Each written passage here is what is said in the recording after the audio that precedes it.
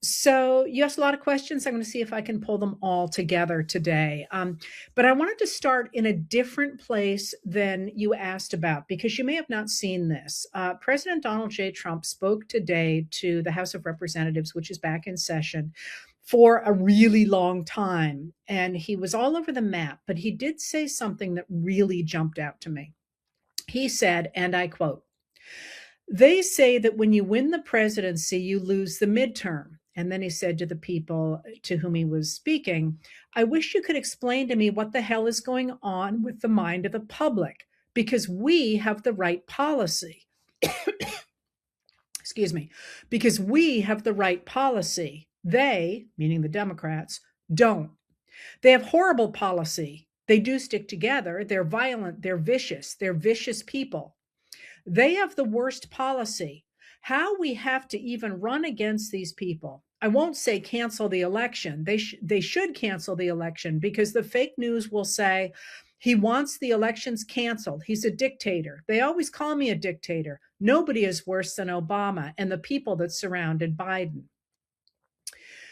There's an important rhetorical piece there in what Trump was saying that I think explains an awful lot of what's going on in his administration. And that is for 40 years now, since the 1980s, the Republicans have insisted that their policies are the only ones that will work, and that the Democratic policies, which are actually really quite popular, if you strip away the parties, people like what the Democrats do. If you strip away the names, the polls show they like the kinds of policies that Democrats embrace.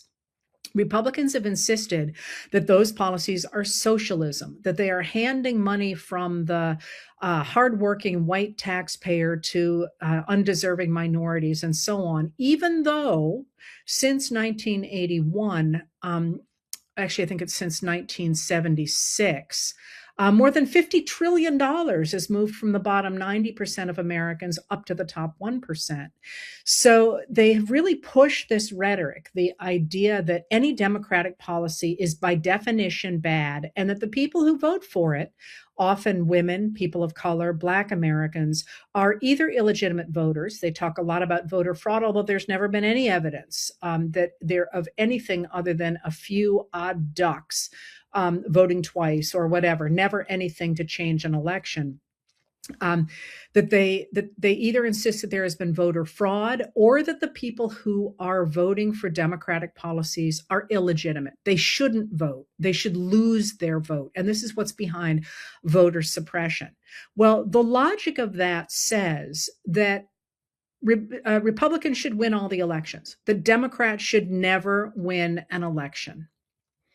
And that really jumped out to me in this moment, of course, when we're looking at a president who is extraordinarily unpopular. He's at historic levels of unpopularity, facing a midterm election, which most pundits think the Democrats are really going to romp the Republicans in that election. And here he is saying, well, maybe we shouldn't even have elections because, our policies are so much better than the Democrats are. And I want to chase that down a little bit before I actually talk about the difference in those policies. So if you think about this idea that the Democratic policies are terrible and only the Republicans know how to rule, then you can see the logic behind January 6th, 2021. An attempt to overturn the election of November 2020, in which Democrat Joe Biden won election by more than 7 million votes. The election was not close. It was not close in the Electoral College either. In fact, somewhat ironically, Biden won that election in the Electoral College by the same margin that Trump won it in 2016 over Hillary Clinton, the Democratic candidate, although Trump in 2016 did not win the majority of the vote. You'll remember that's one of those occasions on which more people voted for the person who did not end up in the White House. So that idea that a Democrat could not be legitimately elected, all evidence to the contrary, is something that Trump has increasingly latched onto. And one of the things that came out today was an attempt of the official White House website to insist that January 6th was caused not by Trump, not by the Republicans who were trying to destroy our peaceful transfer of power and the election of Democrat Joe Biden, but rather it blames the Democrats by saying that they refused to recognize that Trump had been the true winner in that election by definition. And that is going to be a really important frame, I think, going forward. It's also an important way to think about what Trump and his cronies, people like Russell Vought at the Office of Management and Budget and Stephen Miller as the Deputy White House Chief of Staff, have done since they've been in power. Because what they are doing is they are erasing the U.S. government that has been in place since World War II. A time when you started to see the democratization not only of domestic policy, but also of world policy. They're trying to get rid of all that altogether because those policies, those incredibly popular policies that seek to restrain power and use it, in fact, to deter wars rather than cause them, and seek to use power domestically in such a way that people create laws that create systems in which people have a say in their government and have equal access to resources. They're trying to get rid of all that, to go back before we had that system, arguing that that system is in fact no good, as Trump said. But I've pulled for fun a quote from Peter Baker, the New York Times, when Joe Biden took office after Trump had been in office before. On January 5th of 2025, Peter Baker wrote that the U.S. that Biden was leaving was in better shape than the U.S. had been since at least 2020. I'm sorry, since at least 2000. And he explained why. He said, there are no U.S. troops fighting in foreign wars. Murders have plummeted. Deaths from drug overdoses have dropped sharply. Undocumented immigration is below where it was when Trump left office. Stocks have just had their best 2 years since the last century. The economy is growing. Real wages are rising. Inflation has fallen close to its normal range. Unemployment is at near historic lows. Energy production is at historic highs. The economy has added more than 700,000 manufacturing jobs among the 16 million total created since 2020. The chief economist of Moody's Analytics, Mark Zandi, said, quote, President Trump is inheriting an economy that is about as good as it ever gets. That is, the system of government that the United States really pioneered under Franklin Delano Roosevelt, although it had its roots in the progressive era under people like Republican President Theodore Roosevelt, uses the power of the federal government to, as I say, restrain power internationally, and at the same time uses the power of the federal government to make sure that people have equal access to resources. They have things like education, they have healthcare, they have decent roads, they have opportunities to get an education, they have opportunities to be entrepreneurs, they have opportunities to buy houses. That sort of an economy benefits the most people. It creates a roaring economy. It always has, for all the rhetoric to the contrary. So Trump has this idea that if only people like him can be in power, everything is going to be great. America is going to be great again. And that means erasing everything that Democrats have done. So where has that gotten us of late? And I may not have the time to go into domestic policy now, but I very well might do it with Jim in a little bit. But the obvious place to start here is with whatever is happening in Venezuela. And I will get there in just a second. I want to start by saying a lot of you asked about the 25th Amendment and its policies for removing the President of the United States in case that person is incapacitated. And the answer to that is it's really quite complicated.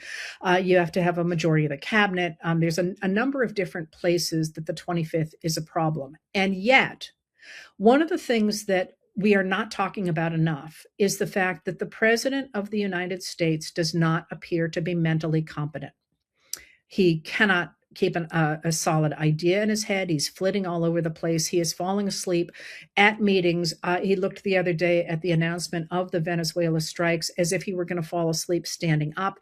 And remember, his behavior is enormously erratic. It is sometimes unusually aggressive. So when he went after that journalist by calling her piggy, if you notice, the next day he was all happy and jolly and a touching MBS, the Crown Prince of Saudi Arabia, and he's not a touchy kind of guy, but he was he was happy and jolly and touching him. And the next day he did the same thing with Zoran Mamdani, the now mayor of New York City. And I looked at that, and I am 1,000% not a doctor, at least not a medical doctor, and I thought, this looks medically induced to me.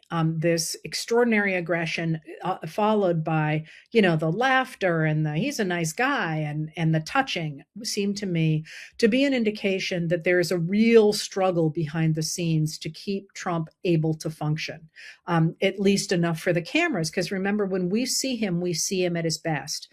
And a lot of people said, well, isn't JD Vance going to be worse? And the answer to that is under zero circumstances do you ever want to have the leader of a country who appears not to be in control of his mental faculties. You just don't know what he's going to do, and you don't know if people are going to stop him. So no matter what else happens, keep a watch on Trump's mental ability. The fact that this is not headline news every minute of the day is simply beyond me. The things that people seem in the media to be shrugging off, that if any other president had done them would have been headline news for weeks, is sort of mind-boggling. But there we are. So when you look at what happened in Venezuela, I will emphasize Trump's mental acuity, but I will also emphasize the fact that under this administration, it is extremely difficult to tell what is happening. That is normally in an administration, and the Biden administration was like this.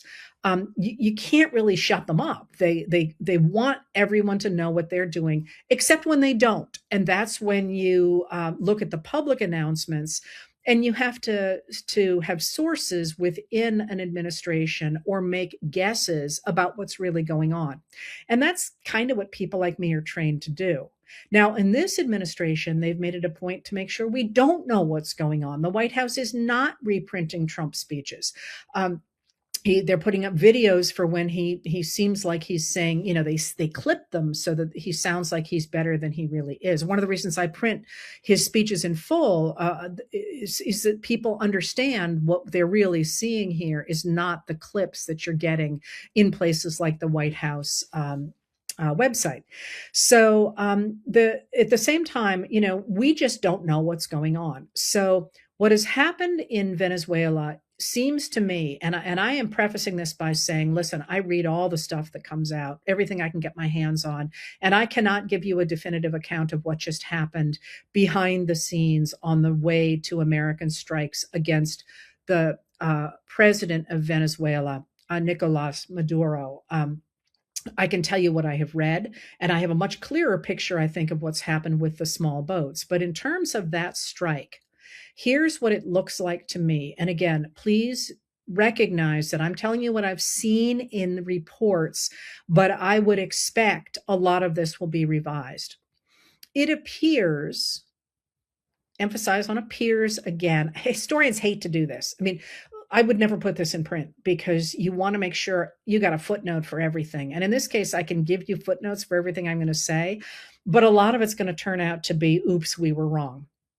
There's one piece of information that appeared, then got retracted, and I showed it and then retracted it, and now it's back on the table again. And at this point, I'm like, okay, I'm out until we have a better idea. Anyway, I'll stop putting up hedges around what I'm going to say. It appears that what happened is this: the Trump administration, under Secretary of State Marco Rubio and under Deputy White House Chief of Staff Stephen Miller, have been putting real pressure on Maduro in Venezuela because they wanted him to step down. They wanted to put somebody in place there who was going to be more malleable, somebody who was more likely to permit American oil interests to have better access to the Venezuelan oil fields, which are very valuable oil fields, although they produce quite a crude form of oil.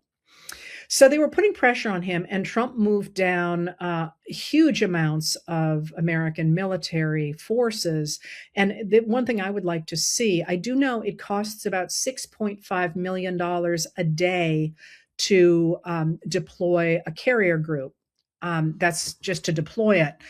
I would love to know how much this escapade has cost us, because one of the things, again, that we're not talking about is that the U.S. Deficit and debt has skyrocketed under Trump. For all the idea that the Department of Government Efficiency was supposed to cut our costs, they're going through the roof. And that's just going to get worse now that those tax cuts have been extended in the July budget reconciliation bill. Anyway, it appears what happened is they were putting pressure on Maduro to step down so that they could have somebody who's more malleable. And when he didn't do that, it got personal for Trump. And so they decided to make this strike, this lightning strike, that would just grab Maduro and his wife, leaving in place Maduro's vice president, who has now taken the oath of the presidency, a woman it's Delcy Rodriguez. But what's really interesting about that is that happened. That's what they did. And then the next day, Trump had that press conference. First, he called him the Fox News Channel. And then he had that press conference. And at the press conference, he said, we're going to be running Venezuela. And that apparently was news to Secretary of State Marco Rubio, and possibly to Defense Secretary Pete Hegseth. It was maybe not such a surprise to Stephen Miller, and who is angling to become the person in charge of Venezuela, in part because he wants to deport a lot of Venezuelans, right? So it appears that that was a surprise. And so on Sunday, you had Marco Rubio walking all that back and saying, no, we're just going to pressure Venezuela by continuing our capture of oil tankers that are sanctioned. And that's actually legal. When an oil tanker is sanctioned and doing something it shouldn't be, countries can grab it. So that was a real walk back. But at the same time, it appears from where I sit that this was actually somewhat of a work of genius on the part of the Venezuelan ruling party, and on the part of perhaps Cuba, and quite possibly on the part of Russia, in the sense that of this. Anybody knows, even if you don't study foreign affairs, if you know anything about the American Civil War, for example, you know that the best way to unify a population behind you is to have someone attack you. Look at Netanyahu after October 7th. Look at the American war effort in the Civil War when the Confederacy invaded Gettysburg. Invaded Pennsylvania. Once somebody is on your turf, it changes the equation. So what has happened since the U.S. grabbed Maduro is that his vice president, who was not popular, remember they lost the election in 2024, has cracked down on the opposition and has taken the oath of office. And when doing so, she embraced the foreign ambassadors from Russia, Iran, and Cuba. If I recall correctly. So what we managed to have done is to solidify the power of that group that Trump theoretically was going to weaken. And that's put him in the position of going, we might do a second strike. Against whom? I mean, if the idea was that this was a law enforcement operation, which is the fig leaf that Marco Rubio is using, who's next? I mean, what are we going to do, right? I mean, there is just a complete fog over everything that's happening there. At the same time that Trump has this fantasy that the oil companies are going to want to rebuild the Venezuelan oil facilities, and they don't. The facilities have been degrading now for at least 20 years. They don't know what they're getting into, and they don't know who's going to be running the country. So why would you want to invest $100 billion into bringing those back online in the way that they could be? And now you've got Trump saying, well, maybe the U.S. will subsidize that, and that's simply not going to fly.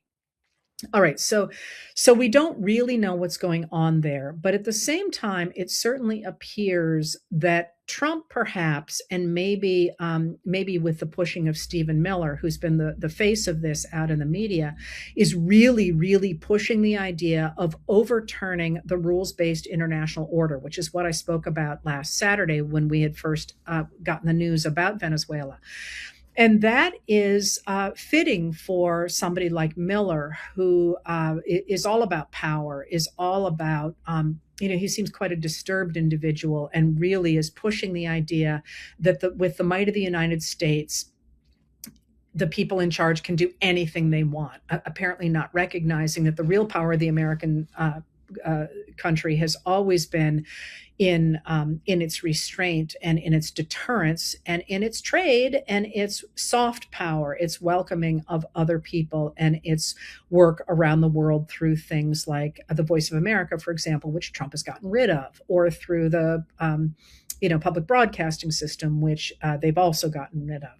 So Stephen Miller seems to think that the way to go is for the United States to stop being the global power that it always was since World War II, which has been, it's been a huge boon to the United States. It's also been not a bad boon for the world. We've done a lot of things that we are not proud of. And as a historian, that's the kind of thing that I focus on. But one of the things that a lot of people focus on is the fact that the rules-based international order has lifted more than 1 billion people out of poverty since it went into place. And that's everybody. That's not just people in the Western Hemisphere or in the United States of America and so on. It is the fact that countries like China, with freedom of the seas that is protected by the rules-based international order, were able to increase their trade dramatically, and that did wonders for Asia, among other places. So he wants to get rid of that and get rid of the American power around the world and instead reduce us to being a regional power, taking over the Western Hemisphere. And this is why there is now all this talk from Trump of attacking Cuba, attacking Colombia. And Trump, I think, doesn't really understand what's at stake. He thinks the United States military can continue to do these kind of strikes, which the U.S. military probably can, but it's not at all. And Trump is saying, well, we don't care about, we'll do regime change. It's okay with us to have people there. Probably not going to fly in the United States to have more forever wars. But what a lot of people asked about was the rhetorical attacks on Greenland. Those are really interesting because remember, Greenland is an autonomous territory that is part of the Kingdom of Denmark. And Denmark and the United States were two of the original signatories to the creation of the North Atlantic Treaty Organization, or NATO. We've been allies since NATO began in, I'm going to go with 1949 off the top of my head. We've been allies. Greenland is our ally. We have a base on Greenland. So if the United States really wanted to beef up our presence in Greenland, the way to do that would be for the president to pick up the phone and say, hey guys, we'd like to increase our footprint in Greenland. And Denmark would almost certainly say, sure, come on over. Because that's the relationship that we have had now for 80 years. But Trump doesn't want that. He wants control of Greenland. And that's a different thing. And that, I think, goes back to where I started here. The idea that what Trump is really looking for is a world where a very few people who make all the right decisions, right, can simply take the resources of other countries. They can take Venezuelan oil. They can take the rare earth minerals in Greenland. They can, and mind you, Canada is also very much something he wants. Whereas the rest of us recognize that the real power of America was global, because what we were doing was we were facilitating trade. We were facilitating the exchange of ideas. We were facilitating the ability of populations to avoid disease, which we destroyed with when we pulled out of USAID, USAID. We were the anchor, the backstop of the rules-based international order. Again, not to say that we didn't screw that up on more than one occasion. But what Trump is saying is, I want to get rid of all of that. Anything that involves the voices of people who I consider Democrats, because any Republican who opposes him, he probably just calls a Democrat, is going to be erased. We want to get rid of all that because we're the only ones who know how to run a society. When he does that, what he is doing is he is echoing people like Vladimir Putin. And he is believing that it's better for him to be in a position of extracting the resources from places like Venezuela for himself and his friends than he is being part of a system that forces him to share with women and people of color and other countries. And the thing about that is twofold. Let me start small and go big. The first piece of that is Trump's attack on Venezuela and his statement that he's going to take it over is, again, was apparently news to a lot of the people around him. But it's not news to somebody like Vladimir Putin. And there's been a lot of discussion lately of the fact that Putin had made a suggestion that Trump could have Venezuela if he could simply take over Ukraine. That idea that big countries can take smaller countries is what got us into World Wars I and II. And what happens when you do that, of course, is that smaller countries need to take protection from the bigger countries, but they also start to band together in order to protect themselves against those bigger countries and other countries nearby. And pretty soon, people are using their power not for deterrence, which is what NATO is about. You attack us, you're going to get all of these countries coming back at you. And that's really worked incredibly well. We will lose that, and that will give us a world that led to World Wars I and World War II, with the addition now of nuclear weapons. And I talked about that last Saturday. So there's that, but there's also something that just is so stupid, I can't even believe I have to say this. If the United States takes over the Venezuelan oil fields, yeah, it gets a lot of crude oil. Oil is the technology of the 19th century and the 20th century. It's done. I mean, I know we use it still, but it is not the technology of the future. But if we do that, we essentially give Xi Jinping the green light to take over Taiwan. Guess what's in Taiwan? 60% of the semiconductors in the world. That's the technology of the 21st and the 22nd century. And so by giving Trump this little, here, you can have a lollipop,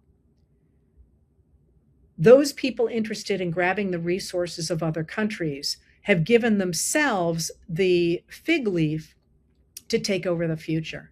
And Trump doesn't even appear to understand that. And that is the other major piece of this. But then there is the larger piece of it. If we give up the rules-based international order, we are giving up what has kept the world at relative peace and relative prosperity since the 1940s. And even those people who aren't paying attention to that don't want us to take over Venezuela. This is enormously unpopular. So when I look at today with January 6th and the attempted takeover of Venezuela and the destruction of the rules-based international order, what I see is, first of all, a president who is demented, who does not have the facilities he needs to be in that position, but also somebody who has so internalized the idea that only people like him have the answers, that he is no longer operating in reality. It is just a fact. If you have a healthy population, the country does better. So what are they doing? They're getting rid of healthcare and they're getting rid of our vaccine schedules. Not getting rid of, but significantly trimming them down.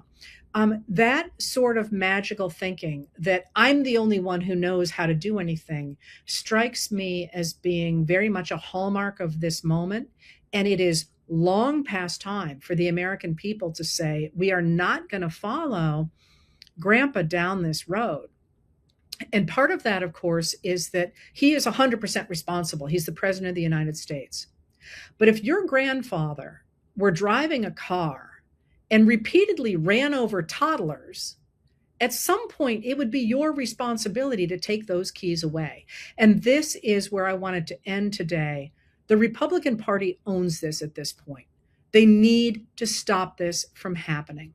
And the way that that's going to happen is not for them suddenly to get touched by an angel and rethink the way that they are proceeding.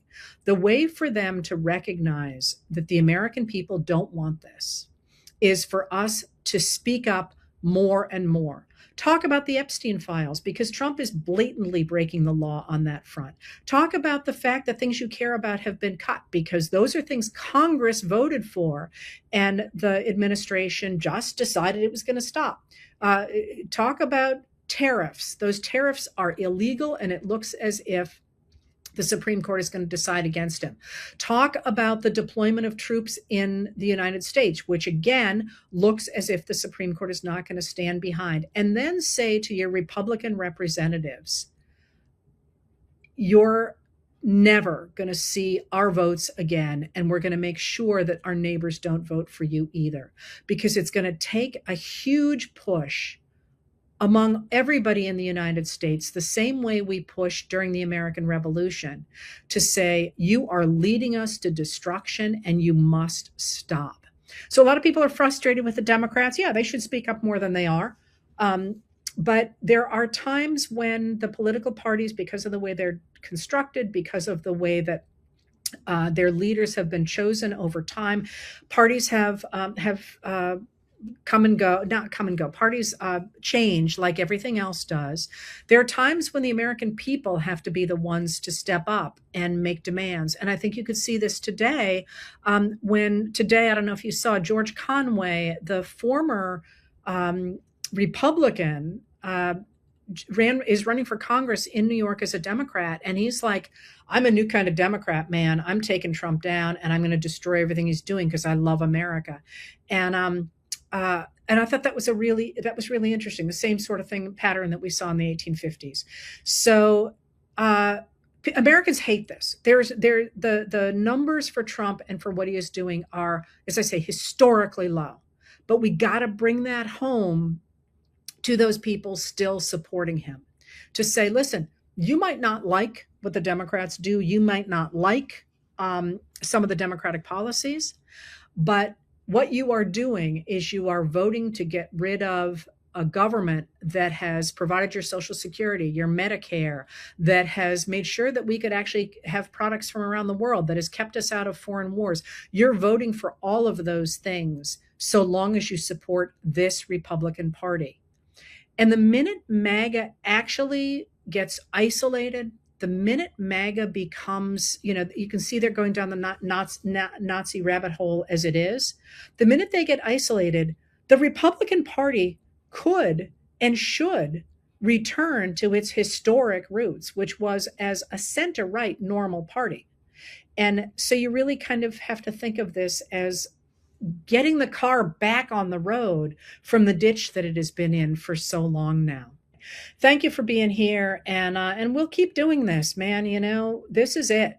As I said, this is our time, and your voices matter so much, both in terms of pushing back on electeds, but also saying to your neighbors, a rules-based international order is what's kept Americans from facing another world war. And actually, we're about to run the history of the Battle of the Bulge. We don't want to do that again.